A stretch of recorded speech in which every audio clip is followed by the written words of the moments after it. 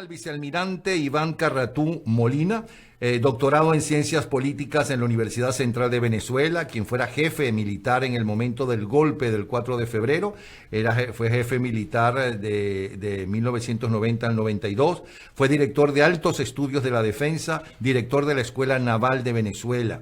El vicealmirante Iván Carratú acaba de ser degradado por ser indigno de pertenecer a la Armada Nacional Bolivariana, con lo cual lo felicito.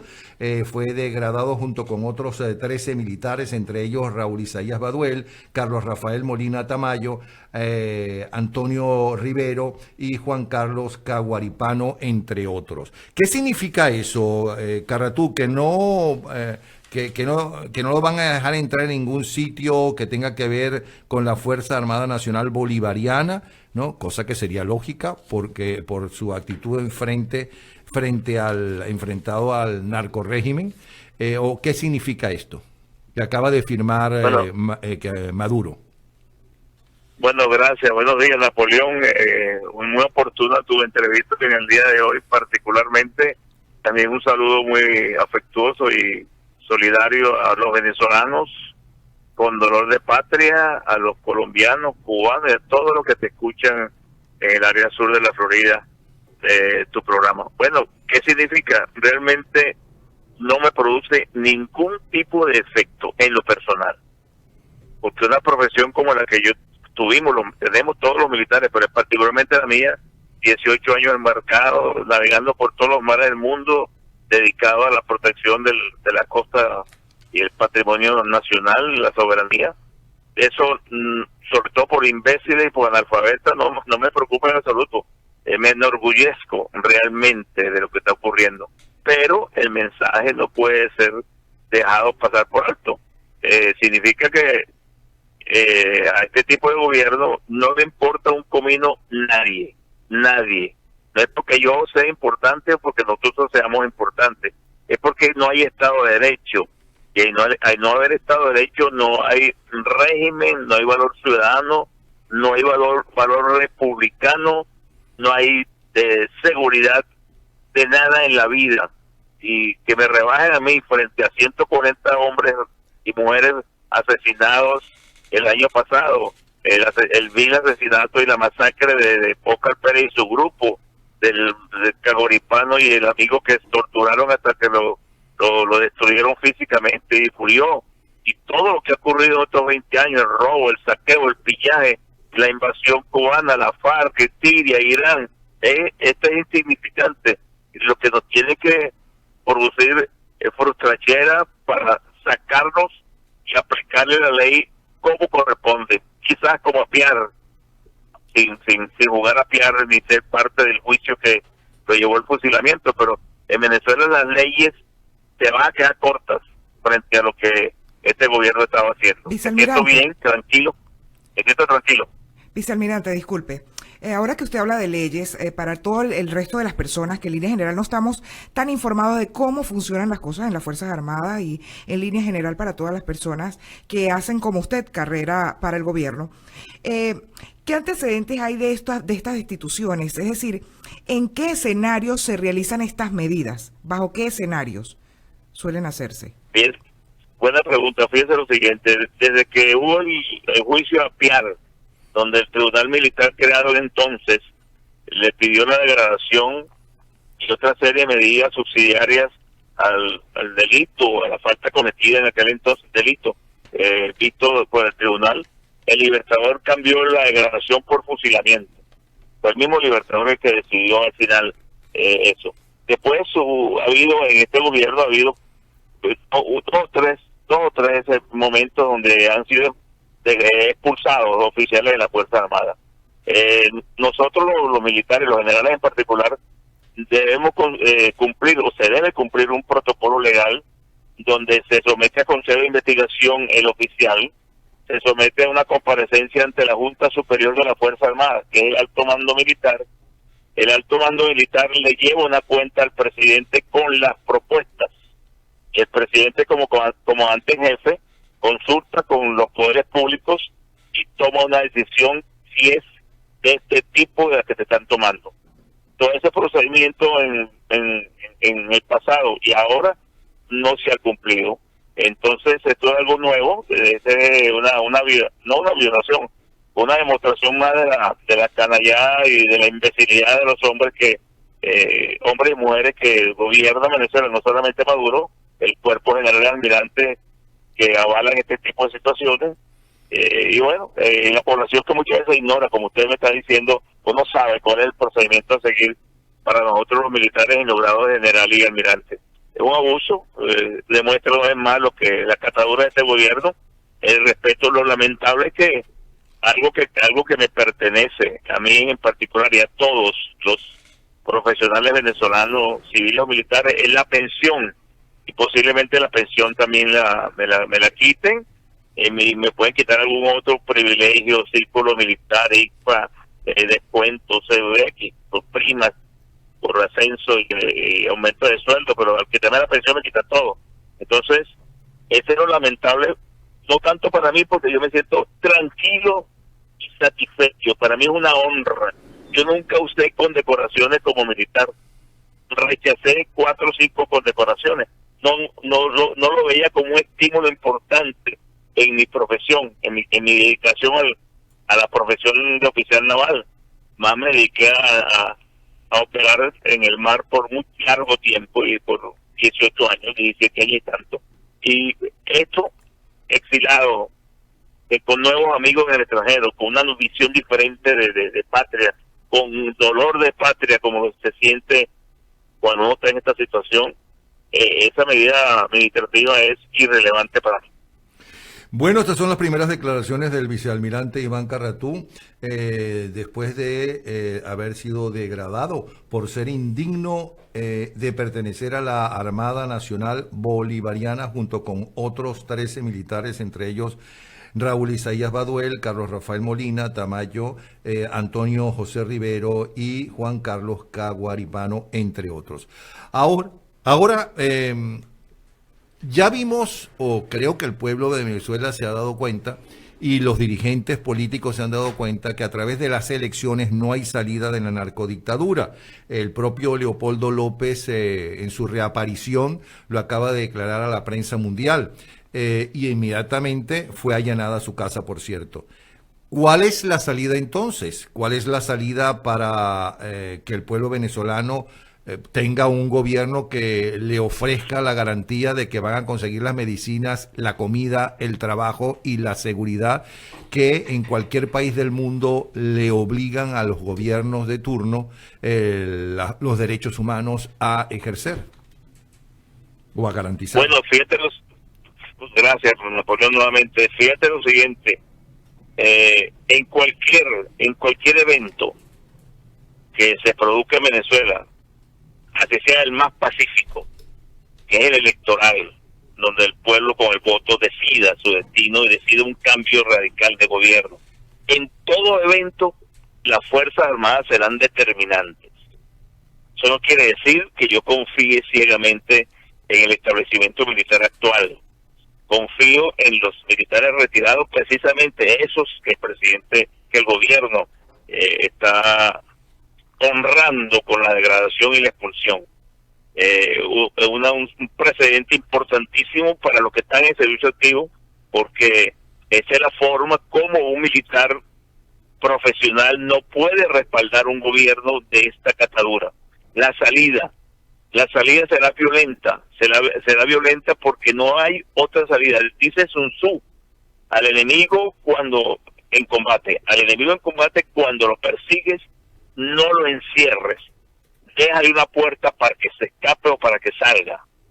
Este gobierno desde el anterior se han empeñado en cerrar todas las puertas, y la sociedad venezolana, el hombre y mujer venezolana, desde los más chiquitos, que eran niños y no habían nacido cuando llegaron al poder, y hasta los más grandes que somos la mayoría, o todos nosotros, de mayor edad, nos hemos dado cuenta que no hay una alternativa democrática ni pacífica. Nos hemos equivocado por mucho tiempo. Nos han encauzado en una salida electoral democrática y pacífica frente a un socialismo patria y muerte, o frente al eslogan casi válido en este momento de no volverán. Entonces, frente a esa realidad, nosotros invertimos mucho tiempo en el desgaste social, desgaste de las instituciones y destrucción definitiva de la Fuerza Armada, que comienza cuando Caldera perdona a los rebeldes militares del 92. Ahí comienza la crucifixión interna de la institución militar en sus valores éticos y profesionales, los que quedaban o los que habían entonces. No son ni remotamente parecidos ni similares a lo que hay ahorita, que no hay nada. Entonces, perdone que le interrumpa, Carratú, pero a mí en privado, es verdad, me dijo el doctor Caldera cuando le pregunté, me dijo, mira, yo realmente poder tenía muy poco porque ni partido tenía, era el famoso chiripero. El partido que tenía poder en el Congreso era Acción Democrática, que era de todos los partidos el que más gente tenía en el Congreso. Cualquier cosa tenía que llegar a acuerdos con Alfaro Ucero. Y teníamos la información de que había más militares comprometidos con el golpe del 4 de febrero, todavía dentro de la Fuerza Armada, que de los que se alzaron y que teníamos presos. Por lo tanto, lo único que mi principal trabajo era que en los 4 años de mi gobierno no hubiera otro alzamiento, tratar de pacificar al país como se intentó y fue un éxito pacificarlo en los años 60. Bueno, fíjate lo siguiente, como dicen en términos futbolísticos, me la pone de bombita. Tu aproximación y tu posición frente a lo que el presidente Caldera dijo e hizo es válida, porque es un testimonio personal que tú recibiste. Pero fíjate lo siguiente, una cosa es el ciudadano normal, un diputado, un ministro, pero el presidente, cuando es electo, tiene el mandato popular de ser el comandante en jefe de las Fuerzas Armadas. Un comandante en jefe no me puede decir a mí ni a nadie que yo lo hice porque la mayoría parlamentaria, que tiene razón, era Ramos Ayú, pero méteme a Ramos Ayú, a Alfaro Ucero, y méteme a los copellanos que también estaban en ese momento destrozando el sistema, lo que quedaba del sistema político venezolano en democracia a los venezolanos.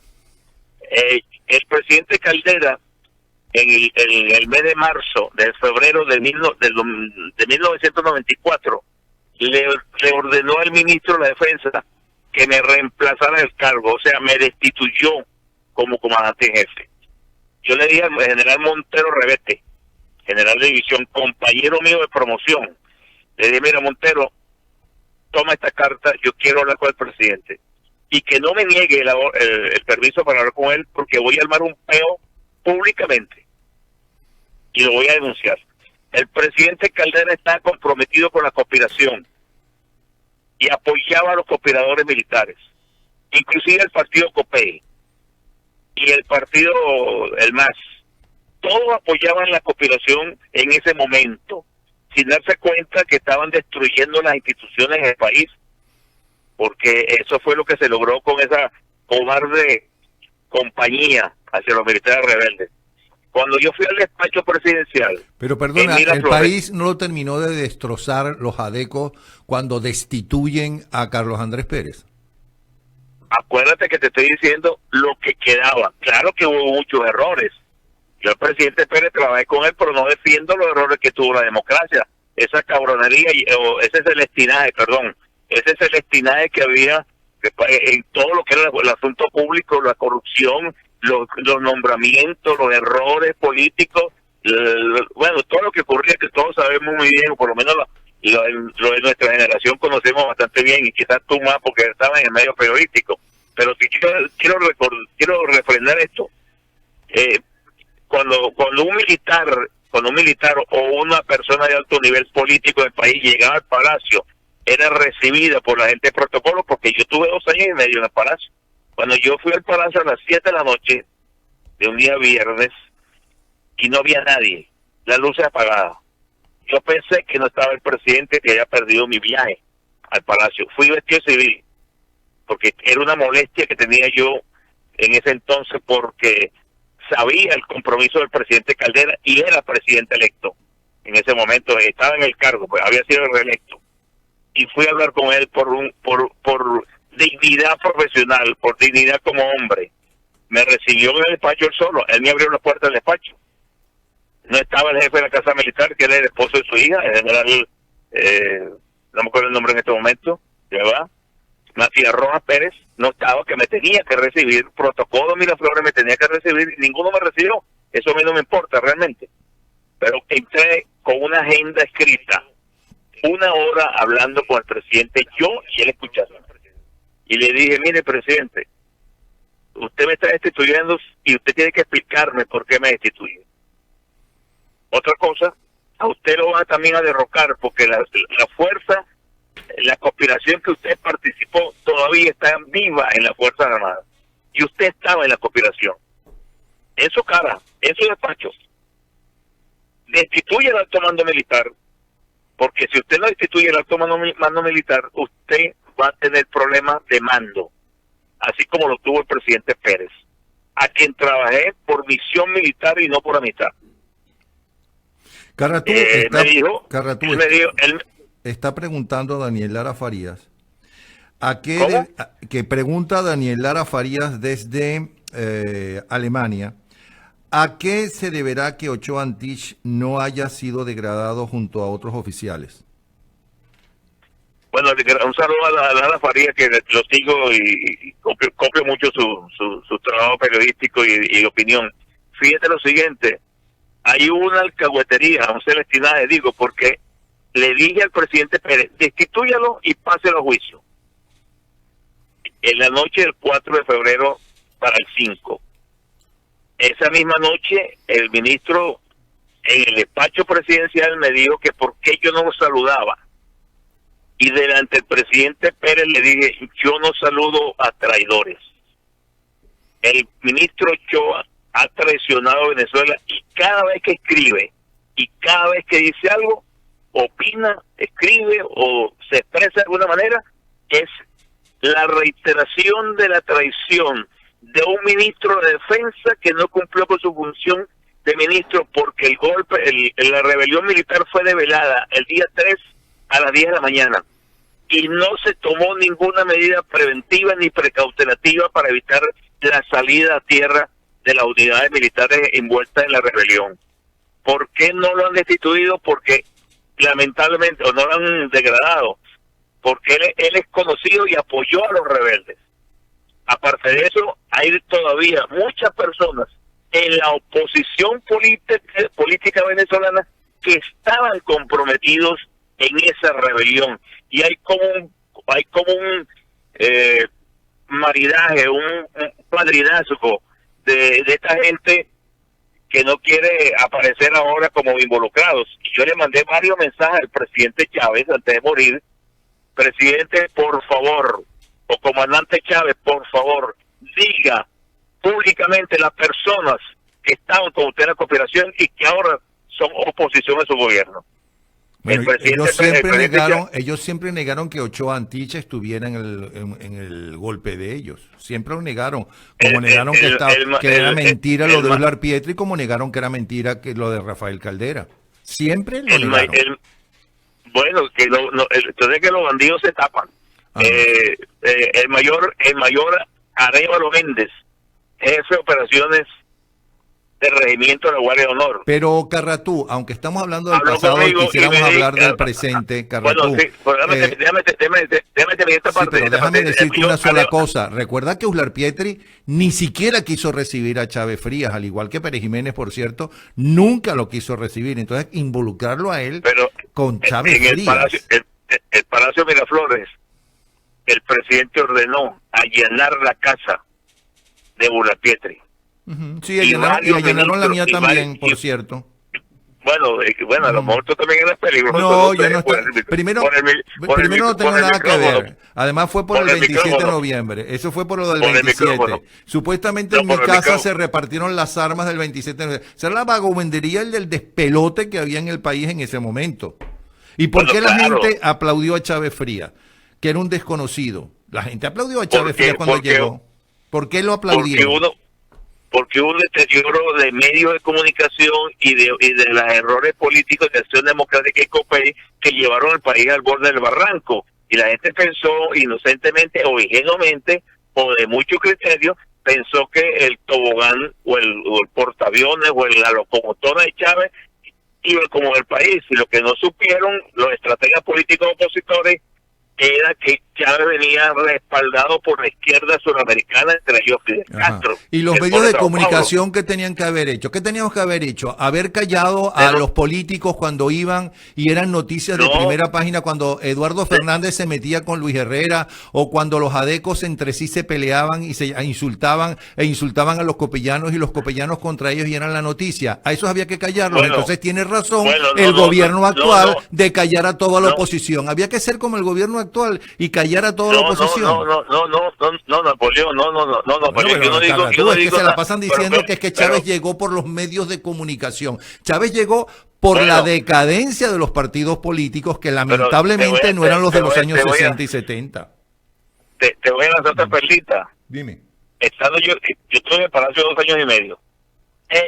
Invariablemente, todos los meses, en el Palacio de Miraflores se le repartía una bolsa de dinero a más de 80 periodistas venezolanos. Donde no estaba yo, por cierto. Oye, se le entregaba. A mí nadie me pagó nada, ni jamás Venevisión me dijo, entrevista a fulanito a no, bueno, pero que siempre hay vendidos en todas partes. Pero Napoleón, no te estoy acusando, es una entrevista, te estoy opinando, más nada. No, pero lo que yo estoy respondiendo, mira, yo te estoy respondiendo. Pero déjame terminar esta partecita para entrar a la entrevista. Yo le entregué dinero a los dueños de medios de comunicación de Venezuela. ¿A quiénes? Y le entregué dinero a los obispos venezolanos. No, hay que decirlo. ¿Por qué no? Dilo. Yo le he dicho varias veces, lo que pasa es que no es el momento tampoco, y estoy en el exilio, hay otras prioridades, pero en algún momento serán denunciados, porque esto que está pasando en el país no es solamente Chávez, y tú lo sabes muy bien porque tú eres un hombre muy crítico y muy informado de lo que ha venido ocurriendo por años en Venezuela. Por eso que empezando el programa te dije, una democracia a lo venezolano. ¿Por qué? Nosotros creíamos que la democracia, pero en el centro del poder se manejaban los intereses de las élites. Y yo lo viví, lamentablemente para muchos políticos y muchos militares. Entonces yo presencié, vi caras y personas. De todas maneras, eso puede ser otra una entrevista más importante, más larga contigo. Pero yo quiero que hablemos del presente, como tú me dices. Claro, pero yo quiero aclarar una cosa, ya que me has dado la oportunidad. El programa que yo tenía en Venevisión, que cuando menos duraba eran de 3 horas, porque era el de más alto rating que había, más que cualquier otro programa de opinión. Ese programa jamás, pero jamás se metió Gustavo Cisneros a decir a quién hay que ir, a quién hay que invitar, a quién no. Jamás se metió Carlos Bardazano en eso, jamás. Todo lo que se dijo, se invitó allí, yo soy el responsable. Yo lo hice. Y los invitados que llevábamos eran los que estaban en los titulares de la primera página de los periódicos por acciones u omisiones que ellos hacían. Entonces, como dicen que fue por culpa de Venevisión y que Cisneros y que yo y que no sé quién, jamás estuve en lo del 4 de febrero, no sabía ni siquiera que va a haber un golpe del 4 de febrero, para empezar. Entonces, todo es una fábula. Eso es mentira.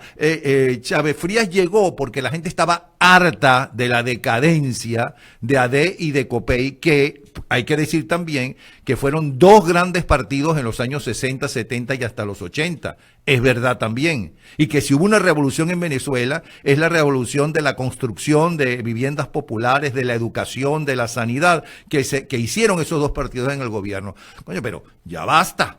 Chávez Frías llegó por votación de la mayoría de la gente. ¿Y por qué ese desconocido con Ángeles, verdad? Llegó. Bueno, porque la gente estaba harta. Demasiado buena gente fue el pueblo venezolano, que por décadas, ¿no?, fueron la mayoría de ecos. Pero bueno, vamos al presente. El presente es, y la pregunta quedó en el aire, ya sabemos que por elecciones no podemos salir de estos dictadores.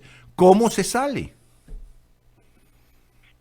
Bueno, mi esquema personal para mi análisis de lo que está ocurriendo en el país, las intenciones que ha habido de erradicar este flagelo nefasto de la dictadura comunista o chavista o madurista en Venezuela, es la unión de la sociedad con las Fuerzas Armadas, unión cívico-militar para impulsar un acto combinado que logre sacar a esta gente del poder. Lo primero que hay que hacer es convencer al sector político que los militares no somos los culpables de este peo. Los militares son parte del problema, indiscutiblemente que sí, y muy importante. Pero los militares no son solamente los responsables. Hay mucha gente en la oposición que se ha vendido al gobierno, clandestinamente, y han bloqueado la acción civil, han bloqueado el dialogado para congelar la expresión de calle de los ciudadanos, la frustración creciente que hay en el país, y ahora nos hemos dado cuenta que nunca hubo unidad, fue una farsa la unidad, y estamos en este problema ahorita. No, la solución es, por una parte, la unión cívico-militar.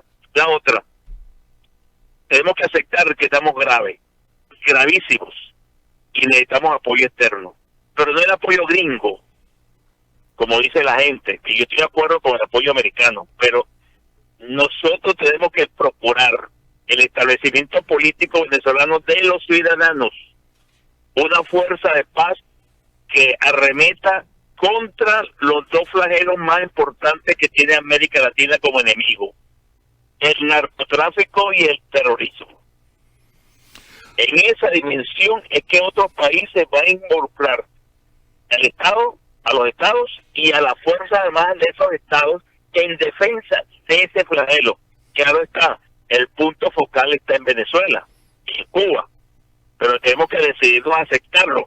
El presidente Bush, el presidente Obama y el actual presidente americano han ofrecido ayuda, pero los políticos de oposición o los oportunistas de oposición, como los llamo yo, o los farsantes, no se han unido para venir aquí o ir a Brasil, Argentina y a México, a Europa, la Unión Europea, a pedir apoyo, realmente un apoyo sentido y unificado. Supongamos caso que Maduro sale del poder. ¿A quién se le entrega el poder y quién va a asumir el poder?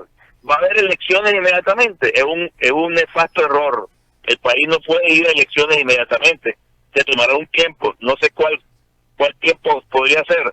Pero definitivamente necesitamos combinar la unión cívico-militar con una fuerza continental de paz que introduzca un factor de poder no invasivo, de poder disuasivo activo, para que este gobierno salga del poder, que no se metan los chinos ni se metan los rusos, ni que no se metan los iraníes. Bueno, pero esa fuerza, perdona Iván, ¿y cómo se logra esa fuerza internacional? Porque la unión, lo lógico es la unión de civiles y militares, como sucedió, por ejemplo, en el año 58, y llegó una junta cívico-militar encabezada por un militar, Wolfgang Larrazábal, que fue un gran demócrata, como fue un gran demócrata López Contreras, como fue un gran demócrata el general Isaías Medina Angarita. Es verdad, y lo digo y lo repito muchas veces, porque la imagen que hay de los militares es que todos llegan al poder para ser unos dictadores, ¿no? Pero esa unión con esos militares se está dando, se puede dar, porque hasta ahora la imagen que hay de los militares es que son unos vendidos, que están todos corrompidos, que todos esos generales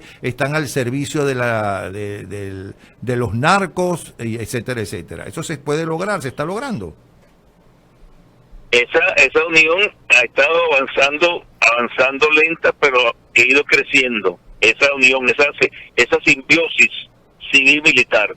Lo que ocurre es que una sociedad desesperada que no tiene asidero político para salvarse de este desastre, sigue creyendo en los farsantes de los partidos políticos.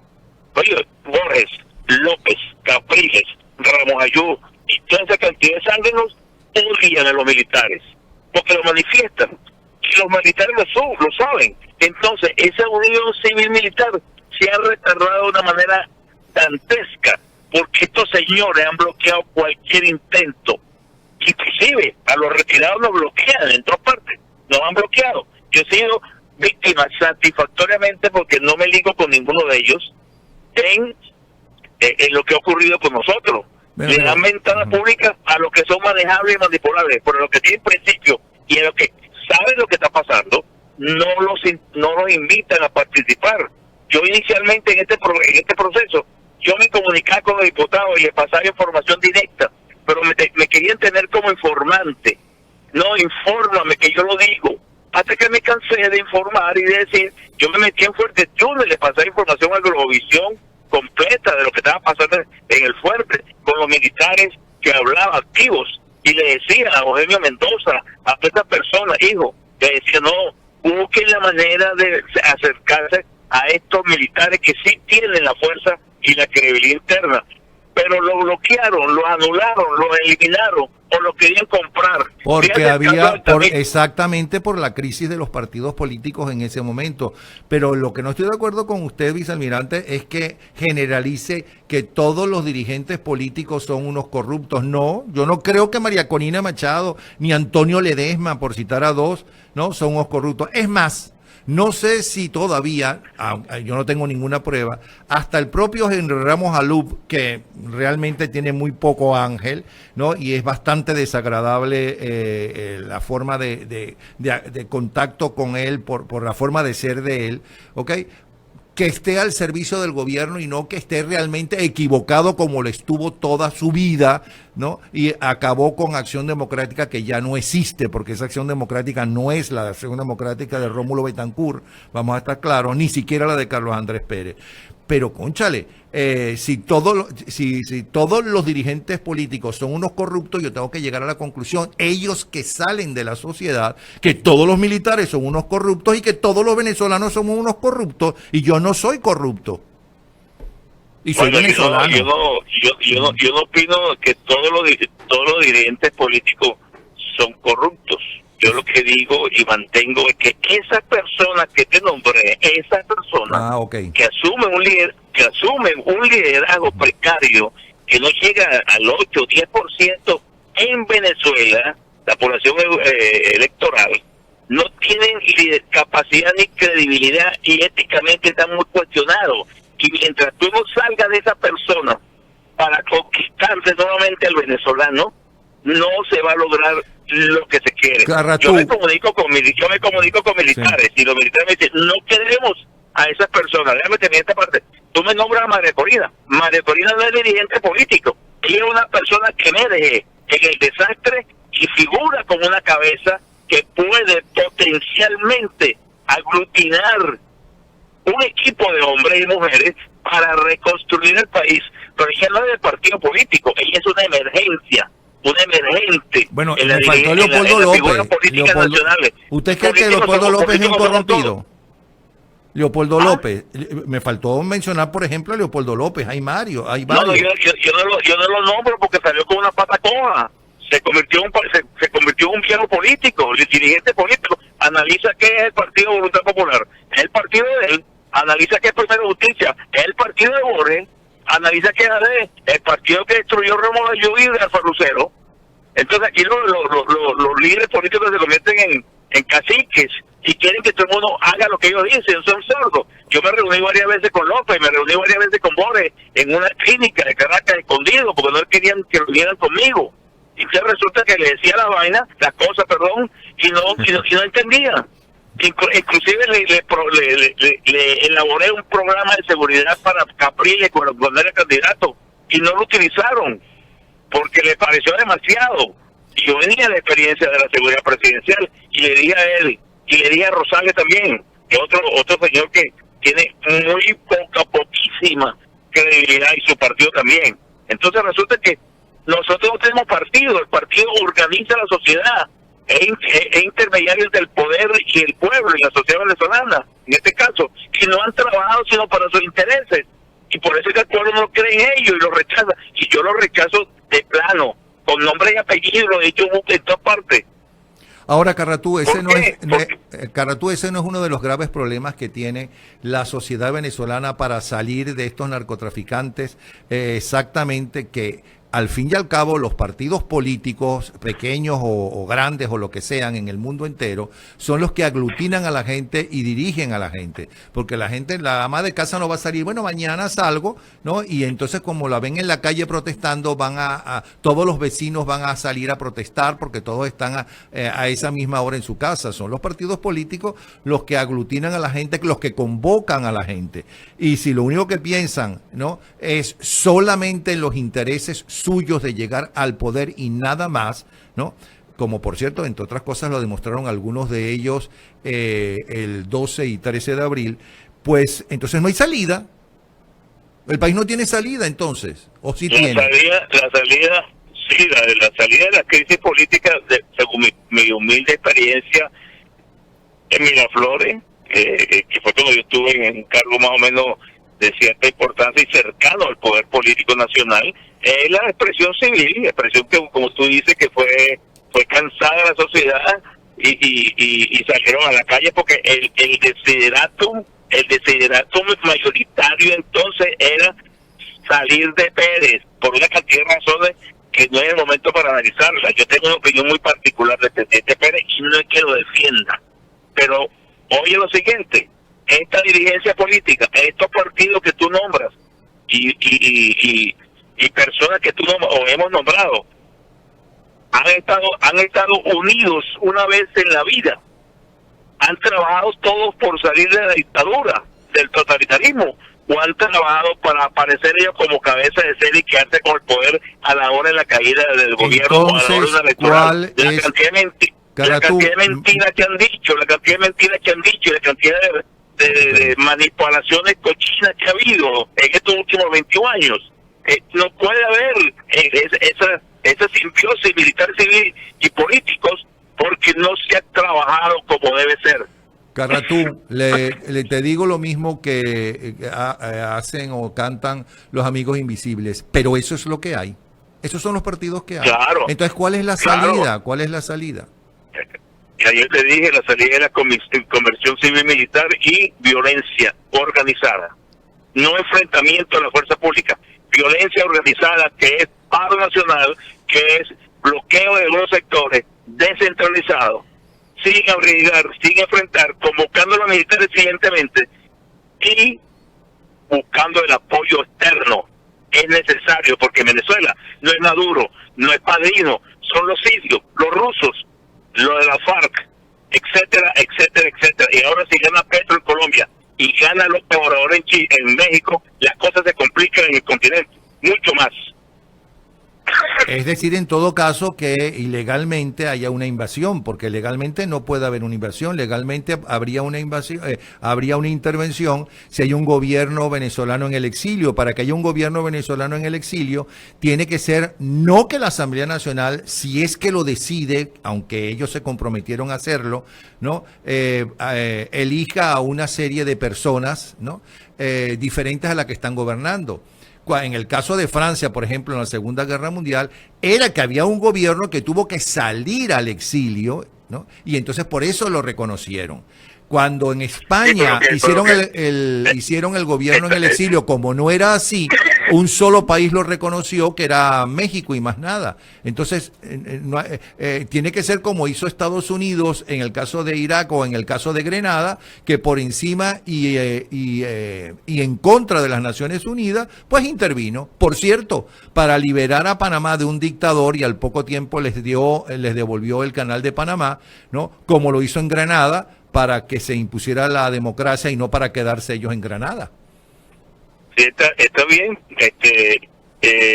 Si nosotros los venezolanos, y no quiero ser pitonizo ni premonitorio, si nosotros los venezolanos no nos unimos y nos damos cuenta del tamaño de la amenaza, los americanos, ¿por qué fuerza externa lo va a hacer? Y van a imponer su gobierno. Como yo fui a Washington y hablé con gente del Departamento de Estado, que conocí cuando fui agregado naval en Washington, y me decía, mire, el problema de Venezuela,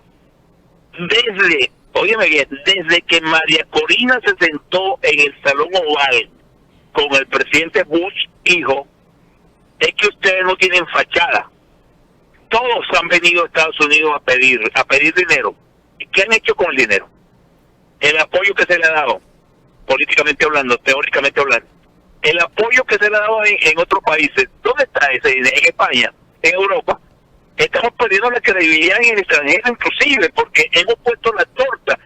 Cuando el presidente Trump, cuando Tillerson y cuando Marco Rubio dice, las Fuerzas Armadas venezolanas tienen que intervenir.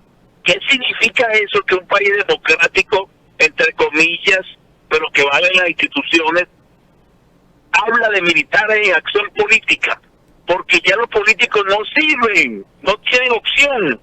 Perdieron su tiempo, 20 años, esperando que se unieran y nunca se unieron. Y todavía andan en problemas entre ellos mismos, porque eso se sabe y se filtra y se comenta. Entonces estamos equivocados con los liderazgos, lamentablemente tenemos que apartarlos si queremos salir. Esa es la primera opción que tenemos que hacer, salir de ese liderazgo que no ha servido para nada, o obligarlo a que cumplan su trabajo como debe ser, para los cuales han sido electos. Yo comenté públicamente... Y del cual están obligados por la Constitución, por cierto. Exactamente, y yo comenté públicamente, cuando eligieron, se fue electa la Asamblea Nacional en el 2015, dije, bueno, por lo menos la Asamblea puede legislar en función militar. Los generales a los cuarteles, reducir el pie de fuerza, eliminar generales, y se lo mandé a decir a Ramos Ayú, y lo dije en un audio que mandé para Venezuela. ¿Y qué hicieron en la Asamblea Nacional durante un año o 2 años? Hablar pendejadas, decir cosas importantes al oído del criollo, del venezolano desesperado, pero concretamente en política, para tratar de arruinar el poder o disminuir el poder del gobierno. En el sector popular y en el sector militar no lo hicieron. Entonces son carentes de visión estratégica, carentes de pensamiento estratégico, de planes. Todo cambia. Elecciones, renuncia, Perú, Estados Unidos, España, vuelo para acá, vuelo para allá, La Haya, denuncia de La Haya, todo perfecto. La Carta Democrática, el Magro, es que todo el mundo nos ha querido ayudar y se han estrellado contra la dirigencia política desunida y desarticulada, con ambiciones personales y grupales, pero no del país. Ese es el problema grave que tenemos. Vamos a salir, y estoy seguro que vamos a salir, pero va a haber una intervención y no es lo deseable en la forma como la gente lo dice, y también el sector dirigente político no ha asumido una tarea de integración de la sociedad venezolana para luchar este problema tan grave que se proyecta más allá de la salida de Maduro. Bueno, Iván, vamos a tener que conversar más a menudo porque eres el invitado que más ha motivado a la gente a hacer preguntas. La enorme mayoría totalmente de acuerdo. Otro, por ejemplo, Najen Gutiérrez dice la salida es la rebelión popular. Fanny Keilun dice que María Corina es la más digna de todos y que está de acuerdo contigo, pero con todo el dolor no lo veo pasar si no hay una fuerza que apoye al pueblo. Recuerda que todos los barrios están custodiados por colectivos. En fin, estos son algunos de los comentarios. Gracias, Iván Carratú. Seguimos si quieres conversando la semana que viene. ¿Te parece? Bueno, Napoleón, yo te agradezco primero que todo la audiencia que me haya permitido hablar y desprenderme de esta carga negativa que tengo, porque realmente lo siento. No me afecta en absoluto que haya sido degradado, expulsado, lo que hayan dicho ellos. No me interesa. Me interesa lo que yo soy y lo que he sido siempre. Una persona, un ciudadano más, que tuvo un grado militar o tiene un grado militar, que lo ejerció en su época. Ya un hombre vertical con todo ese currículum a tu favor, sino además un hombre valiente que le salvó la vida a Carlos Andrés Pérez cumpliendo con tu función aquel 4 de febrero. Gracias, vicealmirante. Muchas gracias, Napoleón. Un abrazo para ti y para Ángela. Saludos, les habla Napoleón Bravo para invitarles a que nos sintonicen a través de aebestereo.com todos los días de lunes a viernes a las 8 de la mañana en 24 horas radio. También todos los días, 4 veces al día, de lunes a viernes, en tal día como hoy, en diferentes horarios, en la mañana y en la tarde. Y los fines de semana, sábado y domingo, desde las 3 de la tarde y hasta las 6, en nuestro programa de todos los años. Gente en ambiente, lo mejor de nuestra vida. aebestereo.com.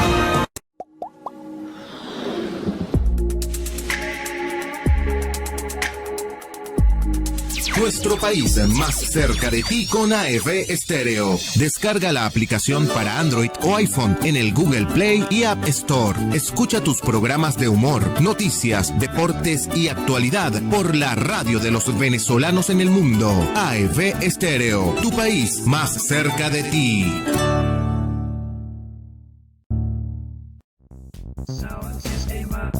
Sound system.